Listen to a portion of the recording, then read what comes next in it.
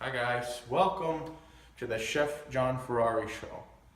This is our first episode, and I'd like for all of you to take a moment to thank your local service providers, your public service providers, for allowing us to be on the air.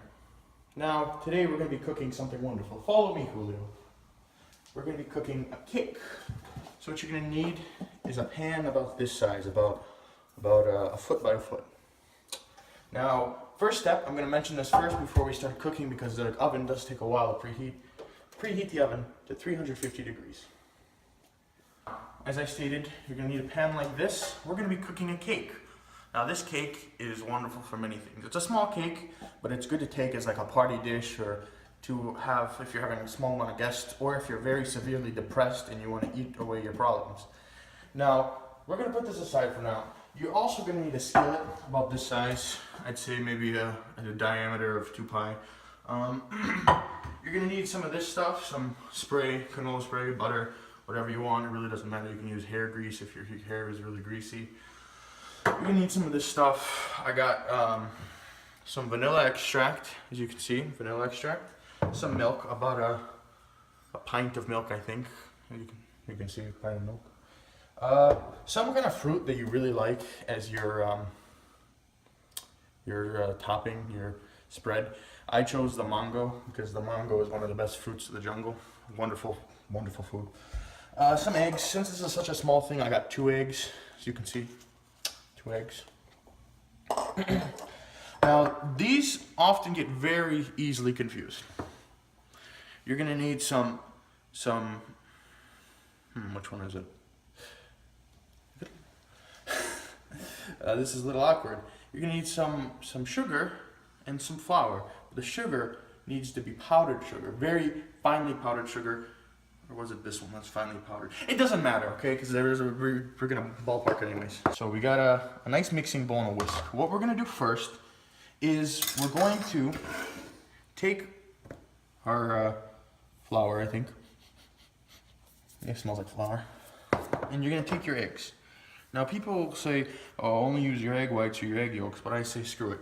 Because I'm a master at this. I know what I'm doing. I'm a cook. I've been cooking for so many years now.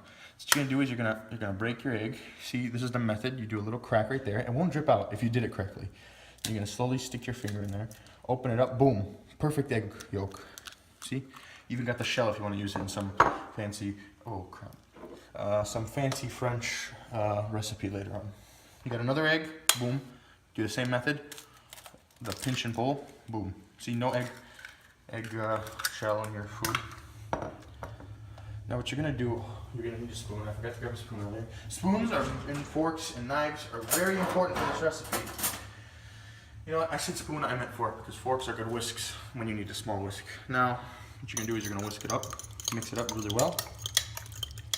Oh crap, I was supposed to take the egg yolk out. I know I said that you could use it, but that's fine, that's fine. What you're gonna do is make sure it's a whisk. Make sure your oven's preheating to 350. Make sure you smell, if you're using an old oven, I am, as you can see it's kind of dirty. I bought it like this, it's a rustic style, you know. So what you're gonna do is once you've whisked it enough, you're gonna make sure, you're gonna dip your finger in there. See, you get your finger coated in the stuff, and you're gonna make a little hole in the center. Now, if done correctly, you can see there is egg yolk, and it's kind of like sticky, like a paste. Now you got that hole. You're gonna pour your egg yolk in there. It's gonna look like a cheap knockoff experiment volcano. Now this might be gross, not for the faint of heart. If you're disgusted by things easily, don't do this. I think I used too much sugar flour. You're gonna easily just mix it with your hand. I'd recommend doing it over a sink, but I don't feel like it, so I'm just gonna do it right here. As you can see, you're gonna grab it in your hands and squeeze it. And you're gonna mix it really well. Now, as you can see, it's turning into like a pasty, but some of it's not paste, which is okay. Oh crap, there's hair in that bowl. It's okay. Julio, zoom in on my hand of me putting it in here. There's really no specific way to do this. Ugh,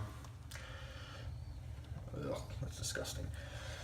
See, this is the bowl. I'm gonna move over to the sink and get some water. Please ignore the dirty dishes in here. I was experimenting with some new recipes. You're gonna just put some water in there. Now, rinse your hand off and make sure the excess egg paste gets in there. Be careful. You don't want to make your house dirty. You don't want to make your house dirty because the cleanup for some of these baking things can be a little. Okay, that's kind of gross. Don't look at my hand. Now we got our water in there. Now what I'm gonna do is I'm gonna go wash my hands off. Now, as you can see, I washed my hands very well. Don't use soap because you're gonna be touching some more food and it'll just disgust everything. So what you're gonna want to do, don't zoom in on this because this might be a little gross.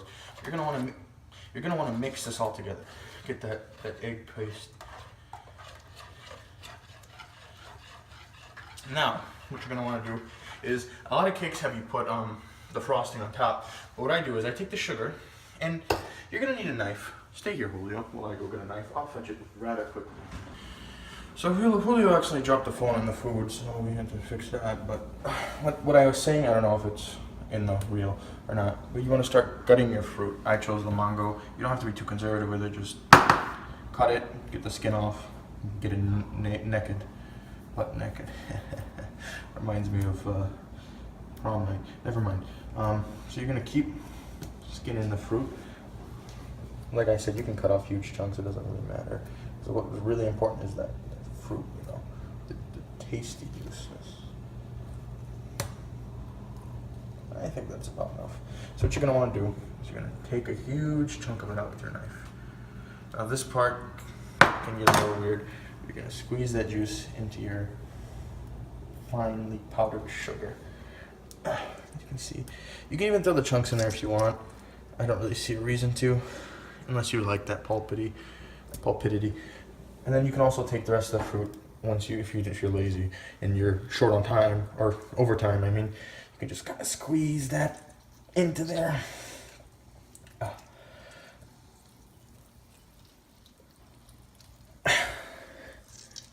Hear that? That's the sound of a healthy mango. Oh yeah, also, fun fact. Mangoes have a very good pit that provide food to some creatures in the wild. Now once you have this, let's take out the excess. You're gonna wanna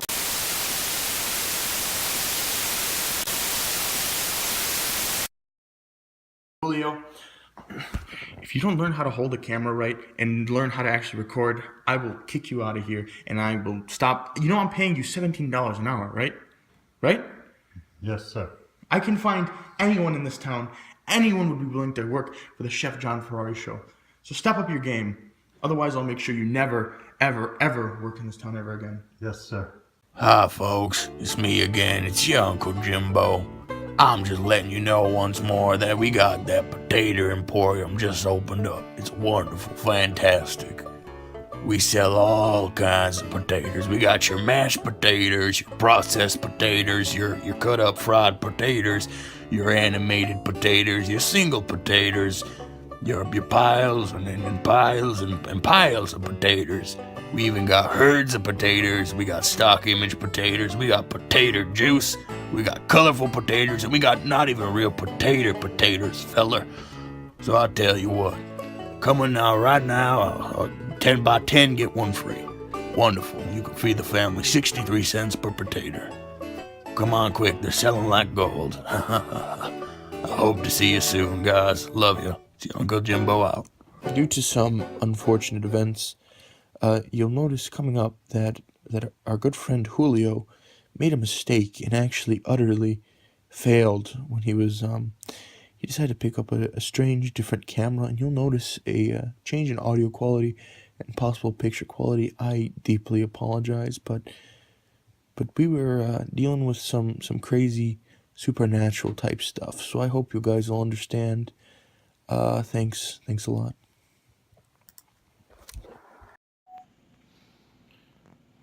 Wow, that was a really great commercial, wasn't it, guys? Now, back to the cooking. During the commercial, I accidentally blew the gun and poured in my mango paste, and I put it in here. And as you can see, I mixed it. I didn't have to use the thingy-dingy, but I got it mixed. Now I'm gonna let this set.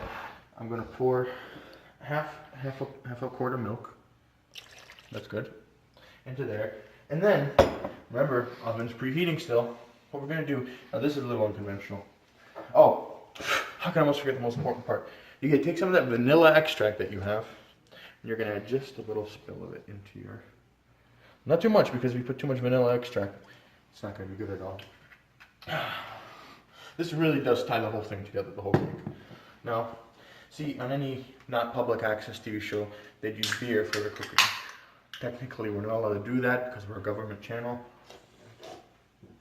So, oh, I'll take diet any day of this. So what you're gonna do, you're gonna put it on low, turn on your stove top. Yeah, get the flame going. You got that flame, we're gonna put it on a medium simmer. Now, a lot of people don't know this, but milk is actually a byproduct of alcohol fermentation in the uterus of the cow. You know, the uterus that you squeeze the milk out of. So what you actually do is when you get this out, you get a bunch of waste. And what we want is we want to evaporate all the waste out of the milk. So, hold on. We're going to give it a good spray. This will not affect the flavor at all. Just a little. We're good. We don't want any of this stained milk staining. We got the light just in case. You know, light is actually very important because otherwise the stuff won't be able to go. And the fan, you can turn it on a B. No, you don't want it on a B. You want it on a, put it on a 1 so you guys can hear me. I like to. Hopefully you can hear me.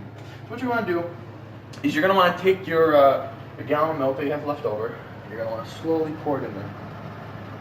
But you don't want to leave it in there for too long because burnt milk smells terrible. It smells utterly terrible. And then what you're going to do is you're going to give that about 36 seconds. And once it's been boiling for 36 seconds, just going to wait.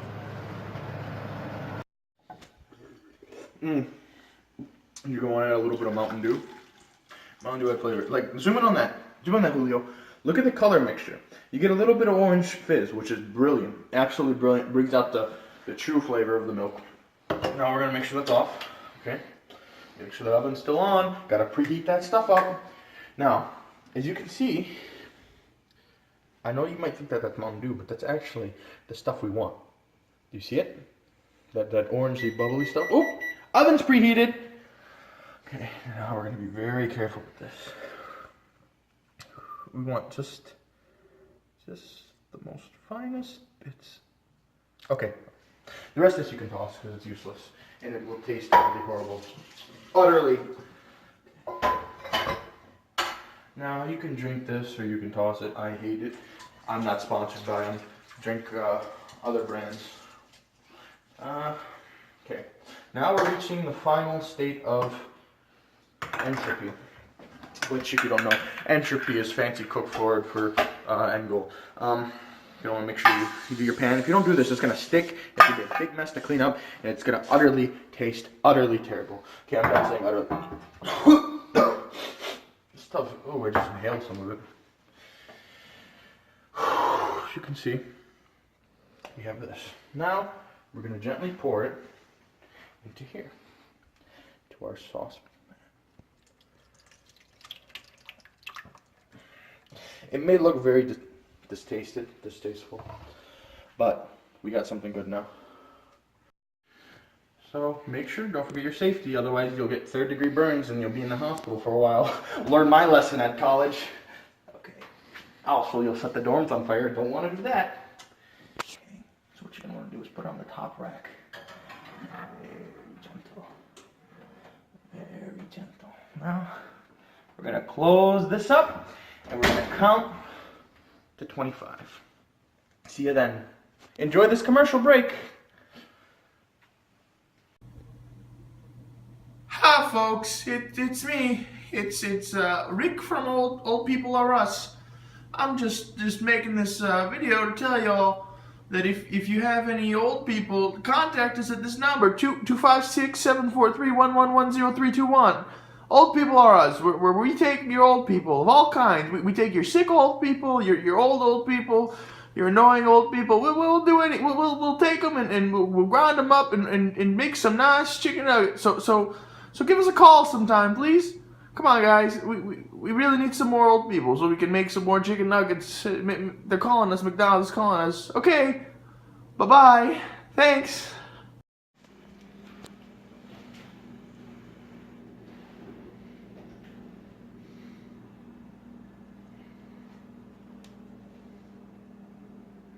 Okay, now, we've had it in there for a while. Make sure you turn your oven off, because, you know, and make sure after you've cooked it. It's been taking us like an hour, 25 minutes. An hour longer than we thought it'd take, but I think it's done for the most part. Now, it's been cooling for 20 minutes. Ah, it looks beautiful. I haven't seen this yet. It looks wonderful. Ah, look at that.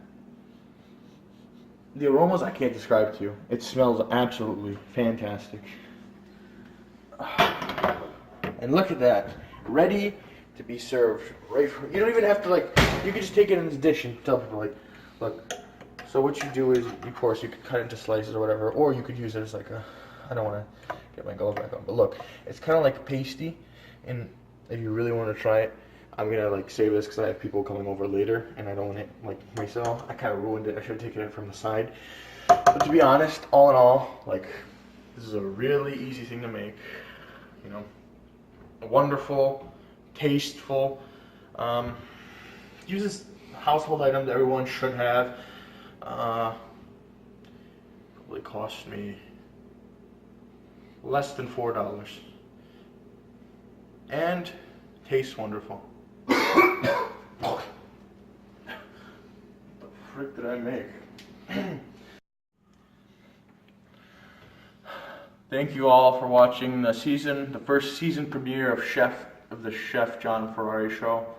There's a lot of people I'd like to thank. I'd like to thank Julio for recording. I could never have done it without him. Wonderful guy. Let's all pray he gets his green card soon.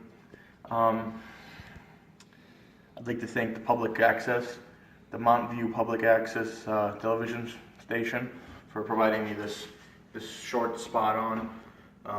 And they let me bring in my own advertisers, which is wonderful because, you know, Lord knows I could use the money, right? Because, well, rent's due pretty soon, and I have nowhere to go.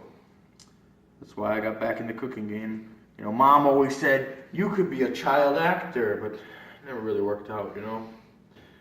Ever since I was young, I just wanted to do something with my life. I'm pretty smart. Like, I can tell you about any kind of cellular respiration or alcohol fermentation or yeast fermentation. I actually use yeast fermentation in my cooking every day. I actually make alcohol every day so I can forget that rent's due and stuff. Also, that's why I make my cakes, so I can eat myself away. Anyways, thank you all for watching the Chef Jon Ferrari show. Tune in sometime soon. Hopefully, we'll have a schedule up on our website, www.chefjonferrari.com, www.chefjonferrari.com. And all those www dots, it's DOT, and .coms or DOTs until it's the last one. I hope you guys got that. We're also we're starting a fund for the help Chef Jon Ferrari pay his child support. You can donate to that on GoFundMe. But yeah, with that, it's been wonderful. It's been real. Now back to you, Rebecca, with the weather. Thanks, guys.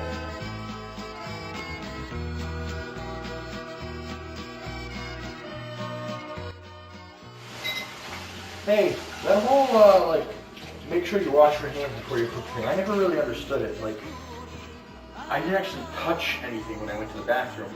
I kind of just touched my pants. I never really understood why employees must wash their hands. I never did when I used to work in the kitchen. And no one ever complained about it, so. Okay, recording?